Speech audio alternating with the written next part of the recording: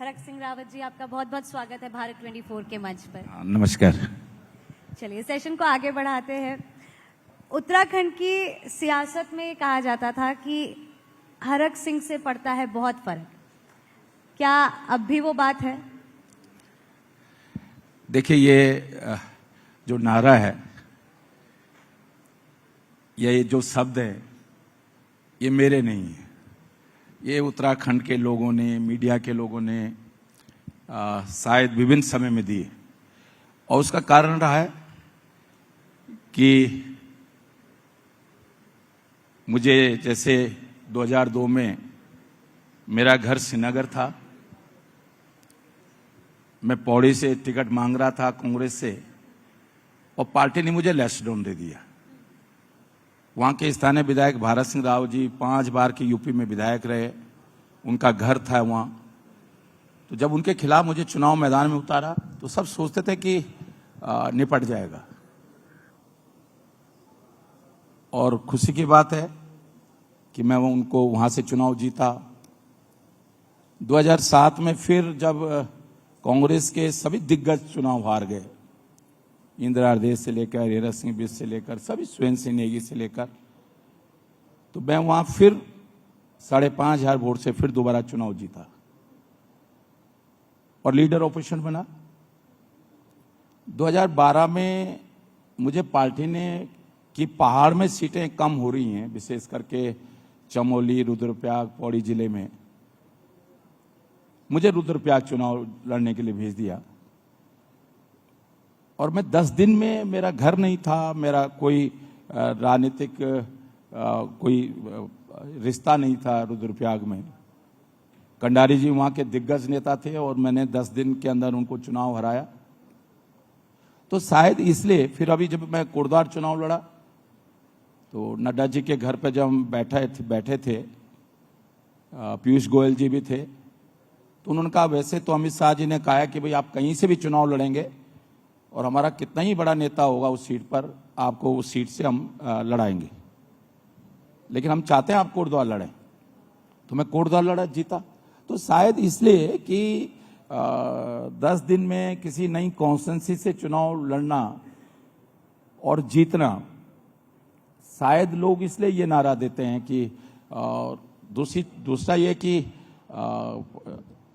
हमने, जब मैं लीडर ऑपोजिशन था 2007 से 12, कांग्रेस उत्तराखंड में केवल 5 सीटें उस समय जीती, लगातार 5 सीटें जीती कांग्रेस। हमने सदन से लेकर सड़कों तक जो संघर्ष किया बेरोजगारी के मुद्दे पर, भ्रष्टाचार के मुद्दे पर, हाइड्रो प्रोजेक्ट को लेकर, गंगा यमुना को बचाने को लेकर, स्टेजिया घोटाले को लेकर, उसका नतीजा रहा कि हम चुनाव जीते। हरक सिंह जी, आपका काफी इंटरेस्टिंग सफर रहा है, और ऐसे में ये सवाल इसीलिए मैंने पूछा क्योंकि पहली बार ऐसा हो रहा है कि आप ना पिछला चुनाव लड़े और ना आज सत्ता या विपक्ष में कोई बड़ा ओहदा संभाल रहे हैं। नहीं, जब मैं भाजपा में भी था, मैंने अमित शाह जी से भी, प्रधानमंत्री मोदी जी से भी सबसे कहा भाई मैं अब एमएलए का चुनाव नहीं लड़ना चाहता हूँ, मैं संगठन में काम करना चाहता हूँ, क्योंकि अब तीरथ सिंह रावत मेरा विद्यार्थी रहा, और अब वो ठीक है, जैसे योगी जी मेरे विद्यार्थी रहे गढ़वाल विश्वविद्यालय में। योगी जी ने, जब मैं छात्र संघ को शपथ दिलाने के लिए कोटद्वार गया था, तो आप विश्वास करेंगे नहीं करेंगे, खुली जीप में मैं मंत्री था उत्तर प्रदेश में 91 में, तो मेरे छात्र संघ कोटद्वार को शपथ दिलाने के लिए जब मैं गया था, तो वो खुली जीप में नारे लगाते हुए जा रहे थे। तो अब इसलिए कि भाई नए नौजवानों को मौका मिलना चाहिए, और 6 बार लगातार एमएलए, उत्तर प्रदेश में मंत्री, उत्तराखंड तिवाड़ी जी के साथ मंत्री, लीडर ऑपोजिशन, पिछले 33 साल से मंत्री के पद पर, लोग एक बार शपथ लेने के लिए तरस जाते हैं मंत्री पद की, और परिस्थितियां ऐसी बनती चलेगी कि जो मेरा मंत्री का आवास रहा, मैंने अब जाके छोड़ा है 2002 में, और 20 साल लगातार परिस्थितियां ऐसी बनी कि मैं उसी आवास में रहा। तो इसलिए मैंने भाजपा से भी मना किया था, मैं चुनाव नहीं लड़ना चाहता हूं, पर उन्होंने जिद की थी कि नहीं आपको चुनाव लड़ना है। और मैंने कांग्रेस में भी जब सम्मिलित हुआ तो मैंने कांग्रेस में कहा भाई मैं अब इस राज्य की राजनीति नहीं करना चाहता हूं, और मुझे अभी सौभाग्य मिला है कि पार्टी ने मुझे अभी राजस्थान चुनाव के कोऑर्डिनेटर के रूप में जिम्मेदारी दी है।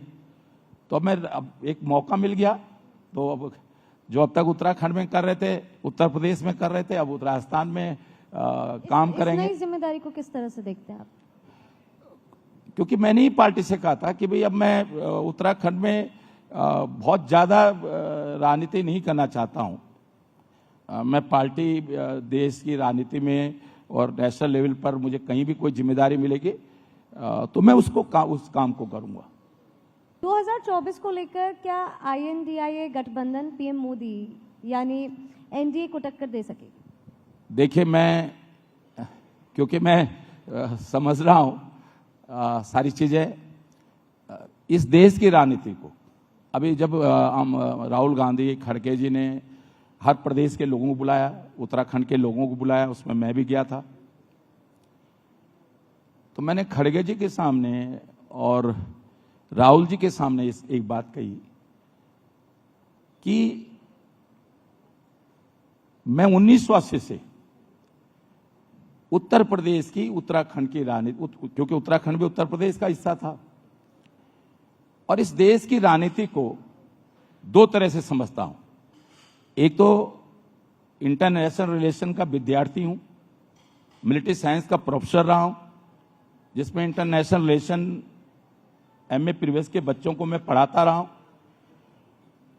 और दूसरा कि बचपन से छात्र राजनीति से आया हूं। तो मुझे उत्तर प्रदेश और इस देश की राजनीति को समझने में बहुत मतलब गहराई से समझता हूं। और मुझे याद है कि रज्जू भैया संघ के संचालक थे। जब मैंने 96 में बीजेपी छोड़ी तो मुझे कलराज मिश्र जी और सब लोगों ने बुलाया, नोएडा गाजियाबाद में मीटिंग थी संघ की, और मुझसे कहा भाई आप पार्टी में वापस आ जाओ। तो मैं जब वहां से हम मेरठ आ रहे थे तो प्रांत प्रचारक RSS के और संगठन मंत्री कमलेश जी, उन सब लोगों ने कहा भाई आप अपने गनर और उसको दूसरी गाड़ी में भेज दो और हम आप गाड़ी चलाओ और एक गाड़ी में आते हैं। कहले हमारे लिए एक एक सीट महत्वपूर्ण है देश की। तो मैंने जी कहां सरकार आ रही है आपकी? आप तो 160 और 165 सीटों के बीच में आ रहे हो। मैं वापस नहीं गया बीजेपी में, लेकिन जब 162 सीटें आई भाजपा की तो संगठन मंत्री जी ने और कलराज मिश्र जी ने, माननीय ओम प्रकाश जी ने, प्रांत प्रचारक जी ने, स्पेशली गढ़वाल आए और उन्होंने मुझसे कहा भाई यार तुम्हारा आइडिया इतना सटीक कैसे हो सकता है? ऐसे जब दिल्ली में पहली बार शीला दीक्षित सरकार में आई तो अहमद पटेल जी ने एक वार रूम में एक मीटिंग बुलाई, 8-10 लोगों को बुलाया कि भाई हमारे दिल्ली में 30 सीटें आ रही हैं और 5-6 सीटें हमको और चाहिए। एक एक सीट की जिम्मेदारी हमको दे दी। लक्ष्मीनगर सीट की मुझे, जिसमें भारद्वाज मैडम लड़ रही थी, मुझे दे दी गई। शाम को वार रूम में जब बैठक हुई तो अहमद पटेल ने, कुछ पंजाब से थे, मध्य प्रदेश से, उनसे पूछा भाई बताओ क्या सीटों की स्थिति क्या है? तो उन्होंने कहा साहब हमने गुरुद्वारे में जाके इसको तोड़ दिया, उसको तोड़ दिया। तो मुझसे पूछा कि भाई आप बताओ लास्ट में। मैंने जी मैं नहीं जानता हूं कि क्या होगा, लेकिन आम पार्टी 30 के आसपास सीटें आएंगी। तो सब मुझ पे, शीला दीक्षित मुझ पे नाराज होगी। जाड़ों के दिन थे, पंखी यूं सॉल यूं करके कहने लगी क्या बकवास कर रहे हो हरक सिंह जी, कौन सी 30 सीटें आएंगी आम पार्टी की? जयप्रकाश अग्रवाल कहने लगे कौन सी सीटें आएंगी? मैंने जी मुझे नहीं पता कौन सी सीटें आएंगी। फिर अहमद पटेल कहने लगे भाई हम तो तुम्हें बहुत सुलझा हुआ राजनीतिक समझते हैं, तो तुम ऐसे हो मैं क्यों बातें कर रहे हो? तो मैंने 2-3 उदाहरण दिए। मैंने कहा आज मैं जब प्रणब मुखर्जी, आज मैं जहां जनसभा करके आया हूं, जब शीला दीक्षित जी, मैंने कहा पहली बार चीफ मिनिस्टर बनी थी, मैं उस दिन प्रणब मुखर्जी के साथ उसी जनसभा लक्ष्मीनगर में मस्जिद के सामने जनसभा करके आया था। उस दिन का माहौल और आज का माहौल में मैंने कहा बहुत बड़ा अंतर है। तो मैं ये जो लंबी चौड़ी बात मैंने की है, अगर कश्मीर की घटना नहीं होती 2019 में, उसमें तो मैं भाजपा में था। मैंने भाजपा के राष्ट्र नेतृत्व से कहा था कि 100 सीट कम होंगी भाजपा की पूरे देश के अंदर। पुलगामा हो गया, मैं उस दिन दिल्ली में था, जिस न्यूज चैनल को लगाओ पुलगामा हो रहा था। फिर वो भारत पाक का चुनाव हो गया, वो फिर भाजपा कांग्रेस समाजवादी का चुनाव नहीं रहा। आज मैं इसलिए कह रहा हूं क्योंकि हिंदुस्तान में चुनाव बहुत मुद्दों पे नहीं होते। 1971 में गरीबी घटाओ देश बचाओ, 77 में आपातकाल हटाओ देश बचाओ, 80 में इंदिरा लाओ देश बचाओ। एक दो मुद्दों पर देश के अंदर चुनाव होते हैं। और मैं कह सकता हूं इस समय जो देश के हालात हैं, इंडिया, मैं सब सर्वे देख रहा हूं, मैं आज आपको कह रहा हूं, हो सकता है कल कोई पुलगामा की तरह कोई घटना हो जाए, तो मैं नहीं कह सकता हूं। लेकिन अभी क्या कहेंगे? आज इंडिया गठबंधन भारी है। चलिए ठीक है, ये तो गठबंधन की बात हो गई। हरीश रावत जी और आपके रिश्तों पर अक्सर सवाल उठते रहे हैं, फिलहाल दोनों नेताओं के बीच में रिश्ता कैसा है? देखिए, राजनीति में ना कोई मित्र होता है ना कोई शत्रु होता है, परिस्थितियां बनती हैं। कभी हरीश रावत जी जब वो 2012 में वो भी चीफ मिनिस्टर नहीं बन पाए, मैं भी चीफ मिनिस्टर नहीं बन पाए, तो दोनों हारे खिलाड़ी एक साथ हो गए। जब वो, और मेरा दुर्भाग्य कहूंगा कि मुझे तो आनंद शर्मा ने, सुरेश पचौरी जी ने, गुलाम नबी जी ने बुला के कह दिया कि तुम चीफ मिनिस्टर हो गए, और राती रात कुछ खेल हुआ और मैं नहीं हो पाया। जब विजय बहुना जी के चीफ मिनिस्टर के हटने की बात आई, तब भी सिर्फ हरीश रावत जी और मेरा नाम, दो नाम चल रहे थे। हरीश भाई हो गए, तो मैंने तो हरीश भाई का, जब वो बुरे दौर में रहे, और मैंने अभी कहा किसी एक इंटरव्यू में, जिस दिन वो चीफ मिनिस्टर हो रहे थे हरीश रावत जी, उस दिन लंच पे उन्होंने मुझे अपने घर पे बुलाया, और वो और मैं अकेले थे। तो जैसे नेताओं की आदत होती है कि भाई तुम चीफ मिनिस्टर बन जाओ, मैं तुम्हारा साथ दूंगा, और अगर मैं चीफ मिनिस्टर बन रहा हूं तुम मेरा साथ दो, जैसे लॉलीपॉप थमाते ही नेता लोग। तो मैंने कहा भाई साहब क्यों ये फालतू बात कर रहे हो? जब मुझे मालूम है कि आपका चीफ मिनिस्टर फाइनल हो गया है, तो आपको कैसे नहीं मालूम हुआ कि आपका चीफ मिनिस्टर फाइनल हो गया? तो कह लें जब मैं चीफ मिनिस्टर हो रहा हूं तो तुम फिर मेरा साथ क्यों नहीं दे रहे हो? मैंने कहा भाई जिस दिन तुम नहीं चीफ मिनिस्टर हुए थे उस दिन हरक सिंह तुम्हारे साथ था। आज तुम विजय बहुना चीफ मिनिस्टर पद से हट रहा है, इसलिए मैं विजय बहुना के साथ हूं। मैंने कहा मैं उगते हुए सूरज को नमस्कार नहीं करता, मैं डूबते हुए सूरज को नमस्कार करता हूं। मुझे मजा डूबते सूरज को नमस्कार करने में आता है। तो आज की तारीख में आपके उनके साथ कैसे? बहुत अच्छे संबंध है। अब ये देखिए, मीडिया के लोग कोई कुछ भी कहता रहे, देखिए ठीक है, वो बड़े बुजुर्ग है, और मेरा फर्ज है। जब वो 1980 में पहली बार मेरी मुलाकात हुई थी उनसे, मैं छात्र नेता था गढ़वाल विश्वविद्यालय का, वो एमपी थे उस समय, पहली बार एमपी हुए थे 1980 में। तो तब से और मेरे उनके संबंध खराब नहीं कहना चाहिए। देखिए राजनीति, ये तो राजनीति में ये सब कोई कहे साहब क्यों ऐसा हो रहा है। अब राजनीति में नहीं होगा तो क्या सन्यासियों के बीच में होगा क्या? सही बात है। तो अब आप मेरे को ये बता दीजिए कि हरिद्वार लोकसभा सीट से चुनाव कौन लड़ेगा, आप या वो? पार्टी लड़ेगी। मैं पार्टी का कार्यकर्ता हूं। देख, पार्टी लड़ेगी, मैं कह रहा हूं। मैंने पार्टी से, वेणुगोपाल जी से, खड़गे जी से, राहुल जी से, प्रियंका जी से, सबसे मैंने कह दिया है कि आप सर्वे करा लो गोपनीय रूप से, निष्पक्षता से, और जो सीट निकालने की स्थिति में है आप उसे लड़ा दो।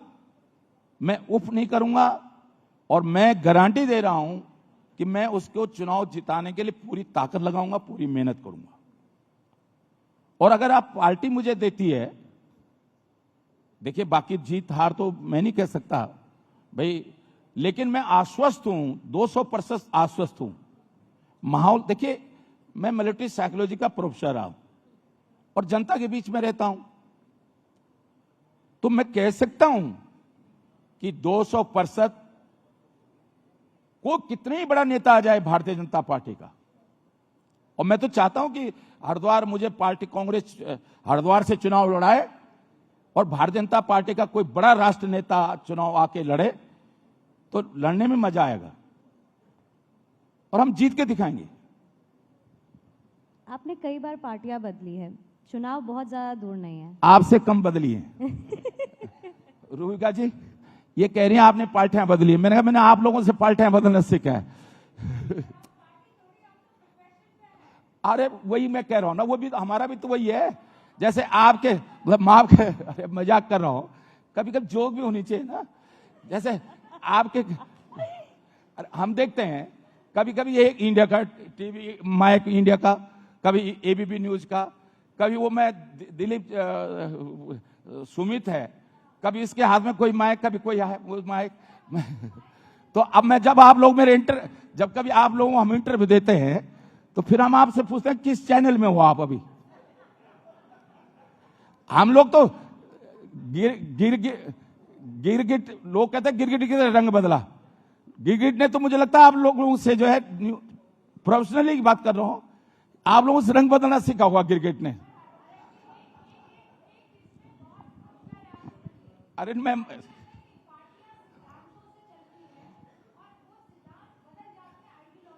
मैडम मैं एक निवेदन करूं, मैं बिल्कुल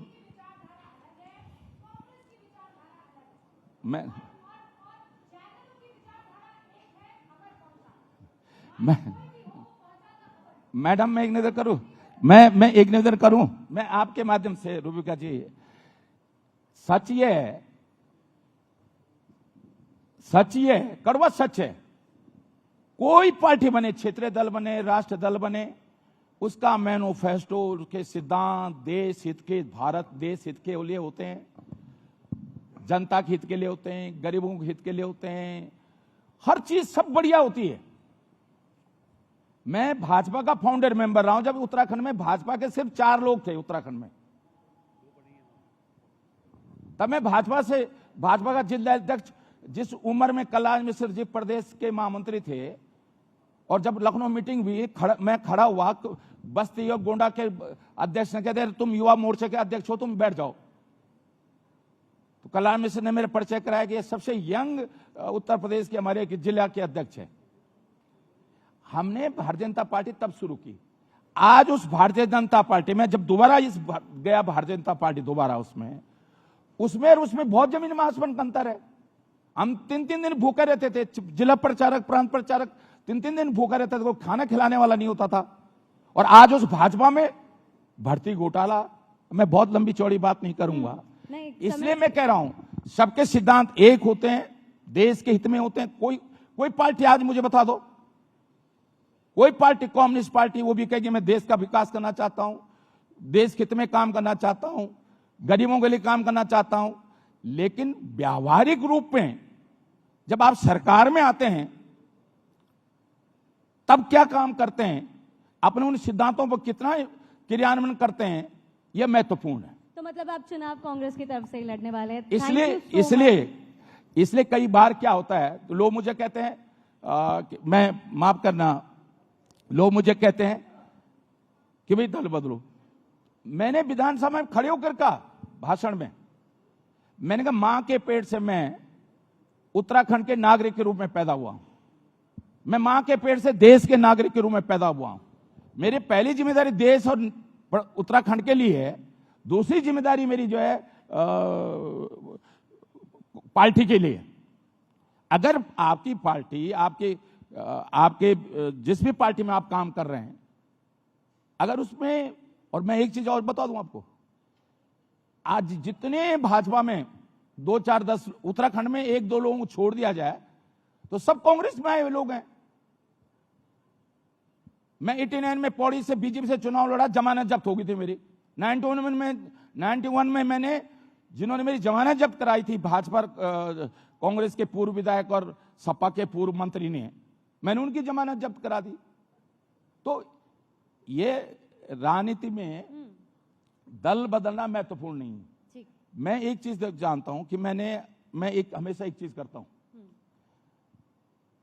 जब तक कोई कमजोर स्थिति में, जब तक हमारी जरूरत है किसी को, भाजपा को जब तक हमारी जरूरत थी तो हमने खड़ी की।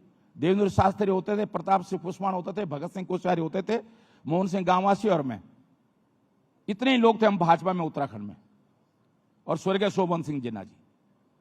मतलब उत्तर प्रदेश की बात कर रहा हूं मैं, उस समय तो उत्तराखंड था ही नहीं। तो मैंने पहली बार भाजपा छोड़ी उत्तराखंड राज्य के लिए। उत्तराखंड राज्य का जो आंदोलन था उसमें सारे दल समाप्त हो गए। राज्य निर्माण को लेकर जंतर मंतर पर 1994 से लेकर 2000 तक जंतर मंतर पर धरना हमने राज्य निर्माण को लेकर दिया। 6 साल संघर्ष किया राज्य को लेकर, जब अटल जी ने राज्य बनाया। तो ये ठीक है, 2016 में हरीश राव जी से अनबन हो गई। अमित शाह जी ने बुलाया, उन्होंने कहा भाई क्या बात है? तो मैंने कहा भाई मैं हरीश राव जी से खुश नहीं हूं। कह लेंगे अगर आप सरकार के खिलाफ मतदान करते हैं तो हम आपके साथ हैं। तो परिस्थितियां बनती है राजनीति में कई बार। मैं हालांकि देखिए पार्टियां नहीं बदलनी चाहिए, और विशेषकर जब कमजोर परिस्थितियां हों। जैसे आज कांग्रेस कमजोर है और आज नहीं बदलनी चाहिए। ठीक है, मेरे को कांग्रेस की वाह हो रही है। आप कांग्रेस की तरफ से ही लड़ने वाले। थैंक यू सो मच हमारे साथ जुड़ने के लिए। बहुत बहुत धन्यवाद हरक सिंह रावत जी, एक बार जोरदार तालियां इनके लिए। और मैं डॉक्टर हरक सिंह रावत जी से दरखास्त करूंगी कि वो अभी मंच पर ही रहें, और मंच पर आमंत्रित करना चाहूंगी मैं मिस्टर मनोज जिज्ञासी को, मंच पर आमंत्रित करना चाहूंगी मिस रुबिका लियाकत को, मिस्टर पवन लाल चंद को मैं मंच पर आमंत्रित करना चाहूंगी। आप सभी लोग मंच पर आए और मोमेंटो प्रदान करें। और साथ ही स्पेशली मैं आमंत्रित करना चाहूंगी मिस्टर मगरूब त्यागी, आप जीएम हैं सामिया इंटरनेशनल बिल्डर्स लिमिटेड के। आपका भी बहुत बहुत स्वागत करती हुई इस मंच पर एक बार जोरदार तालियां इस खास मौके पर, इस खास लम्हे के लिए।